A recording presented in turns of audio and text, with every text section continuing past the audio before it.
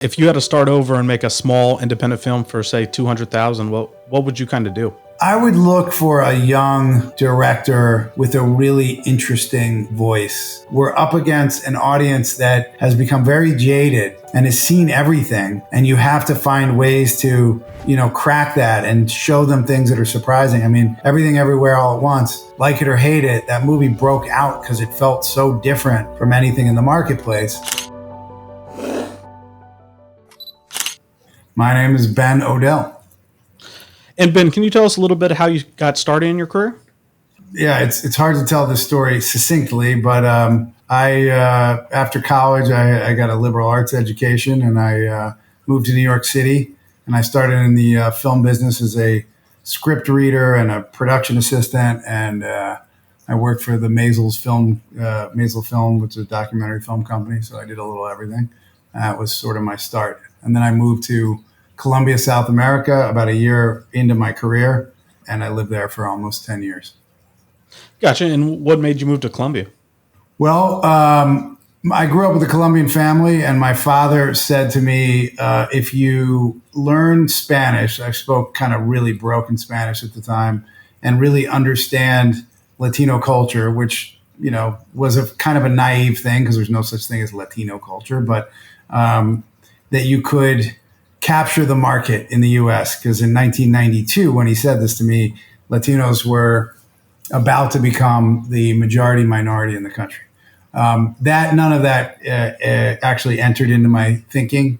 The idea of going to Colombia for a year when I was 22 just sounded like a lot of fun. I'd spent time there. It's a crazy place, and I thought I'd go have some fun. It turned into probably the biggest life decision I ever made.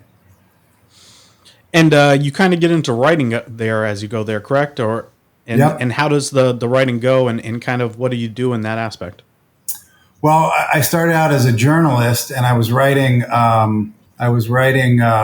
articles for different magazines. I was a stringer for. Oh, did I lose it? I was a stringer for Time. Time a little bit. My friend was a Time news correspondent, and he would give me jobs to do a little piece of research on his articles. And I was writing for a lot of local newspapers, including an English language newspaper called the Colombian Post, which was all the journalists that the foreign correspondents in Colombia would write for it. So it was really interesting, actually. And I started there, and then I weaseled my way into the TV industry. And I got a job writing for a kids show. A couple years in, I basically learned Spanish. I was still learning it, but I kind of convinced them that I could write in Spanish. And I started writing TV shows in Spanish. And then I created a couple shows. One which really broke out. I was about 26. I wrote a show called Fuego Verde, which was a kind of an action adventure series. And there was nothing like it on television, even though it was not very well made. It really met a demand in the market that wasn't being met. And it became a huge hit there. And I learned a lot from writing and seeing things getting made and how they would work on air and how audiences responded to them. And then at the end of my kind of tenure in Colombia, I wrote a feature film called Golpe de Estadio, which came out in 1999. And that was my first feature credit. Gotcha. And did you want to be a writer, director, or producer when you first started? What did you really were going for? Yeah, I wanted to be a writer. I was always a storyteller as a kid, and I loved the kind of the creative exercise of creating story. But in the experience of writing, on this movie that I made called Golpe Estadio, I had a run-in with this Italian producer who subsequently hired me on another movie, and I flew to Rome to meet with him. And we would meet every day, and we would talk about the story that I was trying to develop. But as we were doing that, we'd have lunch, and he'd tell me his life story. And he hated all my ideas. Everything I pitched him, he hated. And then we would go out to lunch, and he would tell me about his life experience. And I realized he didn't really have a lot of movie experience, didn't really understand filmmaking very much. And I said, I'd rather be a producer than work for one. It felt like it was a little higher up on the food chain. So I set my goals on becoming a producer. I went back to film school. I went to Columbia University to study producing. Okay. And then, so how does your first film go? And what's the are you kind of learning on set, and how was there any big downfalls that kind of happened? So I started a production company with a friend of mine named John Stern. He had produced 5 or 6 features at that point, and so he had a lot more experience than I did, which was always my modus operandi in my career, which is, partner with somebody who has expertise that you don't have and learn from them. And I brought a certain expertise in the Latin market, and I had experience as a writer, and he was more of a producer. So we felt like it was we each brought things to the table. And the first movie we made was this tiny little movie called Confess, which we made for about $200,000. It starred Melissa Leo, who won a Oscar subsequently, kind of an amazing actress. And it was a great little movie. David Harbour was in it, actually, if you know who that is from Stranger Things and any other thing. And the truth is, I had never produced a movie before, so everything was a learning experience there. And it's hard to say from that what specifically I learned, except I think the most valuable thing I learned was, having a script that was not even just a script. There's a moment as a producer when everybody knows exactly what it is you're making. It's hard to describe it because it's not something you can put your finger on. But there's this moment when you know what the movie is before you've made it, when it's going to work.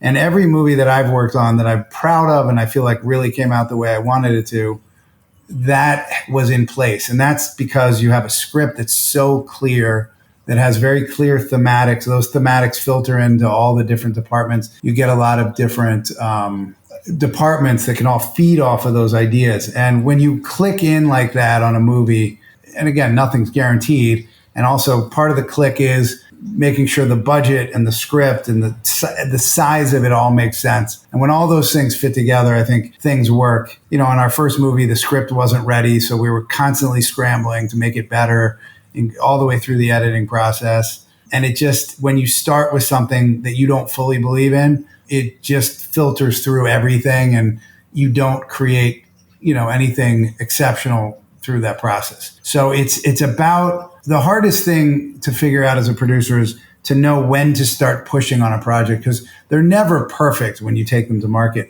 but you have to be at a point where you know that you're far enough along, that you have enough of a package, that we all know what the movie is we're going to make, even if the script's not quite there, because you need financing to get everyone to sort of finish their jobs and get the script to the. It's about pushing it to that point, knowing when that point is, and then going out and raising the funds or taking it to the studios. And there's a timing to that, which it's impossible to teach it or explain it. It's just, there's a moment when you feel like you're right there and you can push the rock up the hill and it's not going to roll back down. If you do it too soon, it ends up not catching investors, or the financing doesn't all fit together. And if you do it too late, oftentimes when you push too far and you have all the pieces, but you keep trying to put more pieces together, the pieces start to fall apart and you're scrambling to hold on to the thing that you built. So it's about finding that sort of perfect moment, that balance when it's time to go out and kind of try to get the movie made. Gotcha. And so in 2007 or 2009, around there, I think you go to Sundance for one of your films, correct? 2007, we went to Sundance with a movie called Padre Nuestro. And does that film kind of like push your career, and does it like change the objective kind of when you go to Sundance? Does a lot of different stuff start happening? It did in certain ways. Chris Zala, who was the writer-director who I went to film school with, he's an exceptional filmmaker. So when you're working with an exceptional filmmaker and you know what that feels like. So that was the first thing, to understand somebody who was so thorough, so disciplined, really pushed everything to its ultimate limits. That was very useful. He was just, it was his first movie, but he directed it like he had directed 10 movies. But I think the thing that I learned from that, because, my North Star, I loved independent cinema. I became an adult in the 90s, and in the 90s is when independent cinema had its kind of big, explosion with Tarantino and Kevin Smith and that whole kind of era, David O. Russell. They all sort of came out in the 90s, and that was an exciting time to watch cinema. And I thought if we could win, even if we just got into Sundance, that was going to be a prize. And then we ended up winning the grand jury prize. And there's this photo that was taken when we won, where Chris Zala was accepting the award, and we were all standing behind him, and this photo, which, at the time newspapers were still in existence, and across the world that photo got published, and I was standing behind him with my hand on my chin, and I know exactly what I was thinking in that moment, which is, how is my life going to change? I've just won what in my mind was the most important award you could get. And the answer is not that much, imperceptibly. It gave me more confidence. It gave me something to brag about when I'd walk into rooms. But as a producer, you don't get judged by a single movie because nobody knows exactly what you did on it. You get judged over time, over a body of work and consistent success, consistent taste, consistent quality. If you have those things, those are the things you get judged on. And so I kind of walked out of that expecting that there'd be this kind of groundswell and the phone would, ring off the hook, as they said in the old days. Now that you use cell phones, there's no hook. It wasn't true. And it was both the most disheartening moment and the most heartening moment, because at that point it was disheartening because I hoped that I literally made I did not pay myself on that movie. I paid myself doing other jobs in order to finance that movie. We made it for $750,000 all in. But the heartening part of it was, oh wait, it's all in my hands. Nobody else is going to give me that shot. And once you know that, and I feel like this is the same for screenwriters and directors and really in anything in life, but once you know it's all in your hands, you stop looking for some agent to turn your career into something, or some manager, or some financier. It's not, you have to do it yourself. You have to push the rock up the hill. That's doesn't change no matter how much success you have. I think the stakes get bigger, the budgets can get bigger, but it's still the same hustle. And, I was just talking to David Heyman, who I think is probably the most significant producer in Hollywood, at this award ceremony the other day. And we were talking about it. And he said the same thing. It's like, it doesn't get easier. I mean, he probably got an incoming call on Barbie to produce it because they needed a big producer for it. He produced Once Upon a Time in Hollywood, the Harry Potter movies, but there's still this feeling every day you wake up and you got to hustle. And so even at the highest levels like Heyman, which, he's in a different stratosphere than I am, but, I think that it's always in your hands to make things happen. And I ultimately think that a great producer, there are a lot of qualities to producers. There are a lot of different kinds of producers. There's producers that really understand budgets and schedules, and there are producers that are really more into packaging and material. But ultimately, every producer who's successful and has a successful career has one thing in common, which is that you can will things into existence. And that is, I think, the hardest thing, where you have, just a theory, a story that's not real, it's not tangible, and you have to create this sense that this can be real, know what it is, and then push all the pieces into place to make it happen. And I think the greatest producers, the thing that they're trying to make, or the thing that they're trying to make for a director, if it's the director's vision, so there's producer-driven projects and there's director-driven projects.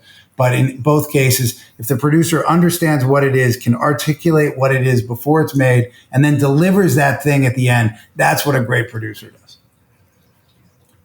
And kind of going a little ahead of your career, Latin Lover, how does that come across your desk, and where is it at, and when you first get it? So you have to back up a little bit. So in 2006, when I graduated from film school, I started in independent cinema with this friend of mine, and then I got hired by this guy named Jim McNamara, who had run Telemundo. He'd been the CEO. He sold Telemundo to NBC for $3 billion, made a lot of money, decided he wanted to go into movies, wanted to do Spanish language movies, found me, hired me to run his production company. And the first thing he said is, I want you to go meet this guy, Eugenio Derbez. I'd never heard of Eugenio, but he was a huge star in Mexico, even in 2006 or 2005. And we went to see him on Broadway. And he was just amazing. Like, he was so funny and so talented. And I met him afterwards, and we immediately became friends. And that friendship, I would put him in movies because I was always focused on the Latino, both in English and Spanish. And anything I was doing, I'd try to get him in the movie because I just really believed in his talent. And we became good friends over the years. And he made a movie. I had been working at Lionsgate, which is a long story, but I was working at Lionsgate in a division called Pantaleon. I was running production for them when Eugenio released his movie Instructions Not Included. And for those who don't know who Eugenio Derbez is, the best reference I can give you is Coda, which won the Academy Award a couple years ago, and he played the teacher in it. He is probably the biggest star in the Spanish-speaking world, or at least in Latin America. And he and I started this production company about 10 years ago. And when we started it, he had made this movie called Instructions Not Included that we released at Lionsgate when I was there. And that little movie cost $5 million. It made $100 million at the box office. And, you know, there was a moment in time where he could capitalize on the success of that movie to build something bigger. I flew down to Mexico. We had a conversation, decided we would start this company together as both a vehicle to build things for him to direct and star in, but also to build a company that could be bigger than him, that could leave a legacy. But as we started, the first thing he said to me is, I want to do movies in English. And I said to him, look, you just made a movie for $5 million. It made $100 million at the box office. It's impossible to do that. You clearly have a niche in the marketplace that nobody has. We should continue to make movies in Spanish. We'll make a couple more, then we'll do whatever we want, because financially we'll be in very solid shape, to say the least. He said, if I'm going to do movies in Spanish, I'll just stay in Mexico. I want to stretch myself. I want to do things in English. So I was thinking, how do you do something in English and know that you can bring Eugenio's audience to it? Because what we knew is in the US, they were Spanish dominant or bilingual.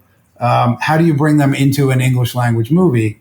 And so my theory was, if we have a really funny title where you could see him on a poster, and even if you don't know who he is, the names that you populate it with lots of well-known actors, and he could be the only unknown, but the title, the other actors, his face would pull an audience. And we were just pure comedy. We weren't trying to do anything mind-blowing for the first one. And so these writers came in to pitch. You know, we just meet with writers as much as we can. And these writers came in to pitch us. They pitched us a bunch of ideas, and none of them really clicked, and they were about to leave. And then they said, we got this idea for a TV show. And they pitched it, and it was about this male gigolo who gets dumped by his older, female lover who he's been living off of for years. And now he's kind of older, has lost his mojo, so to speak. And he has to move back in with his sister. And every week he's trying to seduce another old woman into marrying him. And I said, I don't know about a TV show, but I think as a movie, it could really work if this guy were a Latin lover, and we could kind of poke fun of that stereotype and kind of turn it on its head. And so we developed it. And really, it was a very fast development process. But, I think it took about 3 months to crack the story. And then we were in production a year after they pitched it.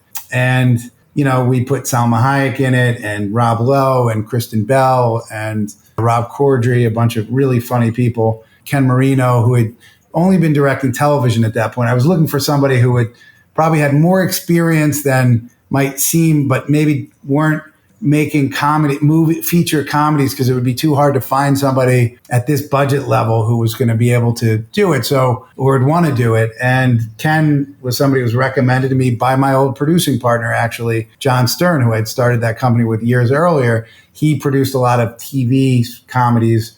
And I said, who's the one director who's about to break? And he said, Ken Marino, who's an actor as well. And so Ken directed it, did a really fabulous job. And, it was a little $11 million movie. It made $63 million worldwide. We spun off a TV series on Apple from it called Acapulco. And we also did a couple remakes around the world. There was a French remake. There's a couple more, I think, still in progress. So it was a great first step towards building a company and kind of proving that Eugenio wasn't, because in Hollywood, even though he had been a star in Mexico for 25 years, in Hollywood, he was unknown.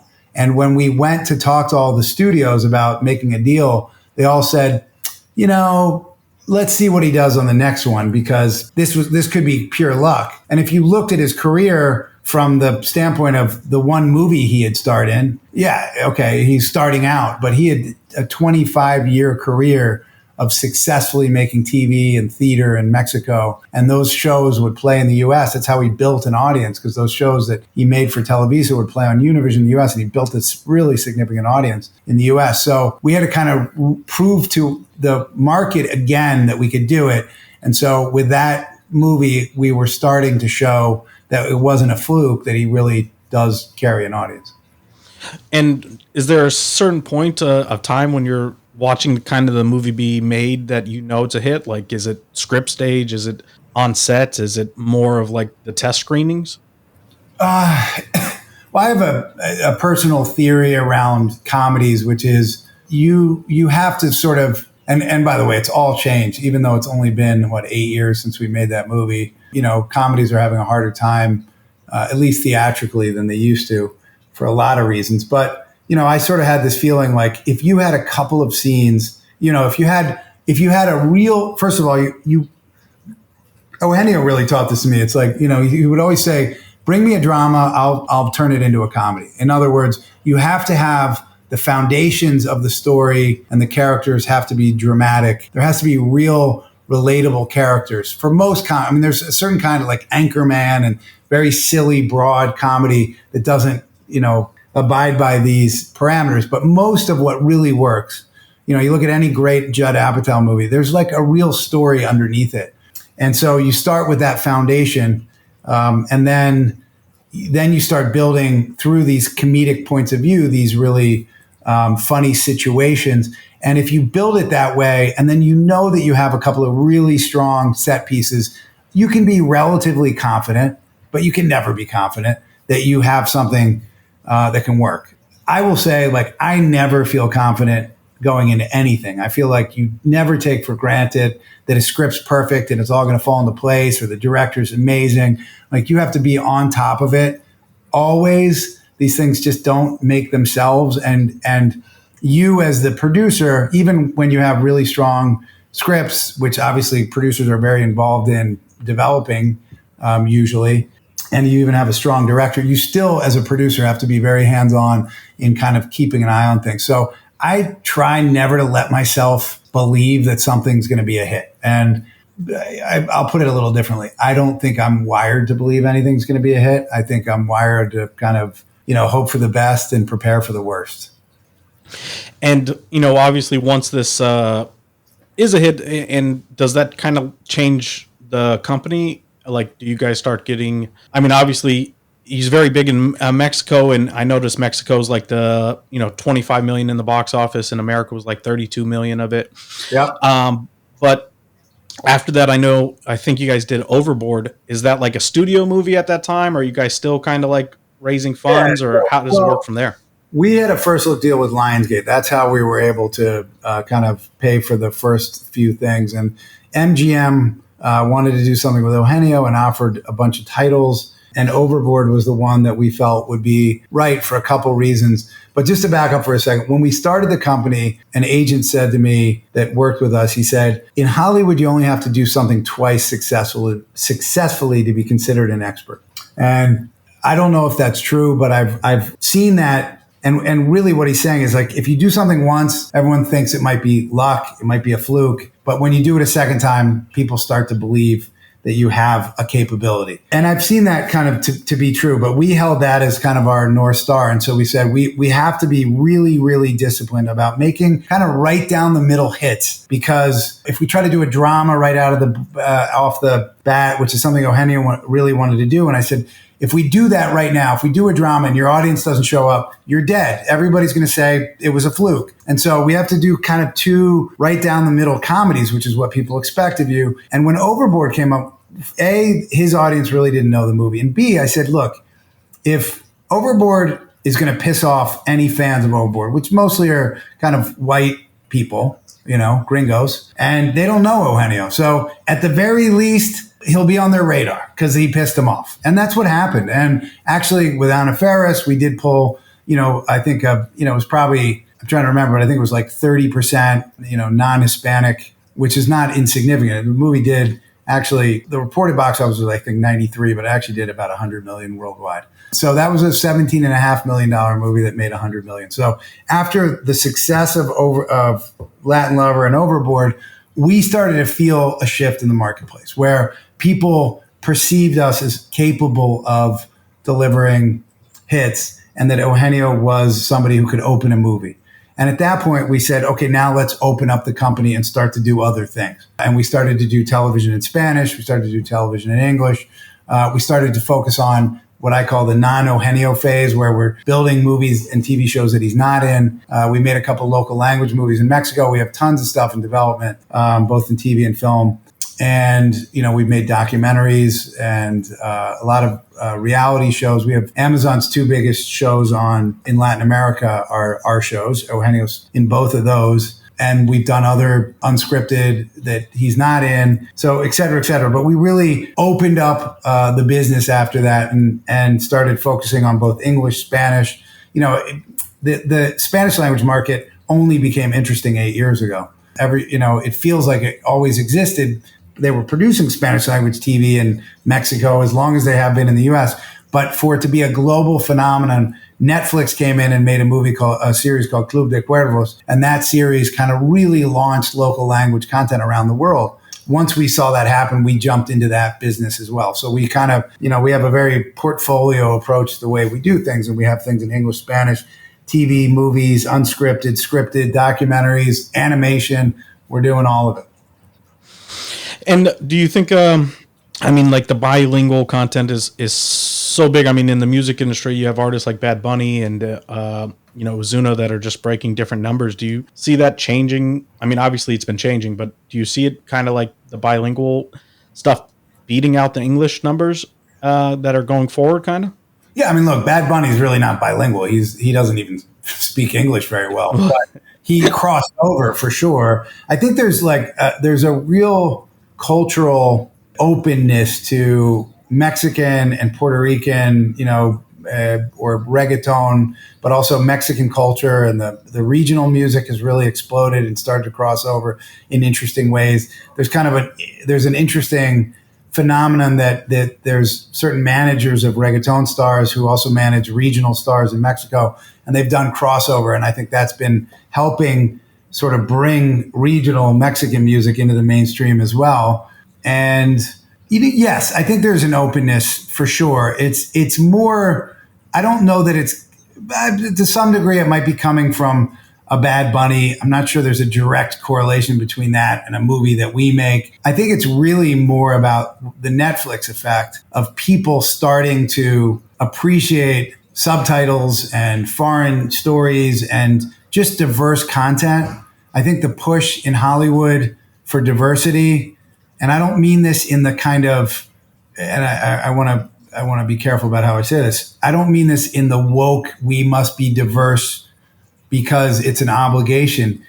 Let's leave that argument aside, and I don't want to take any sides on that. What I'm more arguing is that when you make diverse content, it's good for business because people want to see things that feel fresh.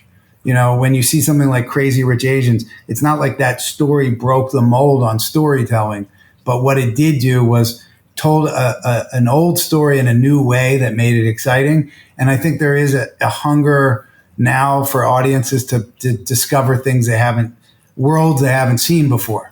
So I think it's kind of all those things working together that we're more of a global market and there's a more openness towards foreign language and Spanish language included in that. It's still very hard because, now we all live in our little content bubbles where we're all kind of feeding off of, we live on Netflix, but we're in the algorithm and it's only feeding us the shows that it thinks we want to watch. So, it's both opened up the world, but also we're also kind of all in these little channels. And sometimes it's hard to cross over from our Latin focused audience to I don't want to call it mainstream because Latinos are the mainstream in the US. They're part of the mainstream, but the what I would call the non-Latino mainstream, it's harder to do that now. So it's both easier in the sense there's an openness towards it, but there's also, because of the way we consume content and social media, we also kind of live in these bubbles where it's harder to discover things because they don't just kind of fall on our plate like they used to, it's just harder to create word of mouth if everybody's kind of watching the same things in their little bubbles. And my last question is, if you had to start over and make a small independent film for, say, $200,000, what would you kind of do? I would look for a young director with a really interesting voice. And if I were starting over, I don't even need to start over. If I were to do it now, because it's a pain in the ass. I mean, it's so much easier to make a $50 million movie than a $200,000 movie. Because when you do something at that level, normally you're working with a studio. They have so many people that are working with you to do some of the, carry a lot of the load in terms of the budgeting and the schedule. They don't even want you as a producer to do that stuff in studios. But when you're at a $200,000 level, you have to do everything. So I would be looking for something exceptional, and I would swing for the fences. I would take a lot of risks. I wouldn't go make a little romantic comedy. I would try to do something. You look at the low budget stuff in the 90s, like Spank the Monkey, David O. Russell, which was just a daring movie, or Pie, Aaron Aronofsky, or Reservoir Dogs, Tarantino. Those were all really bold movies. I think we need to be bold, but I'll be honest, it doesn't matter if it's 200,000 or 200 million. I think we have to be bold now because we're up against an audience that has become very jaded and has seen everything.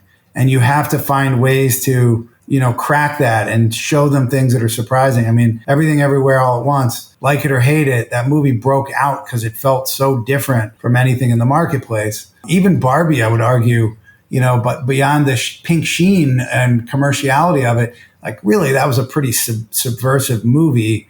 It was a movie about ideas more than character, and it was bold and it took big swings. I think you have to do that anyway. But if I were to do it at 200,000, I'd be looking for the next Darren Aronofsky. I'd be looking for somebody who's so exceptional that they're going to take really, really bold choices and tell stories in ways we haven't seen it before.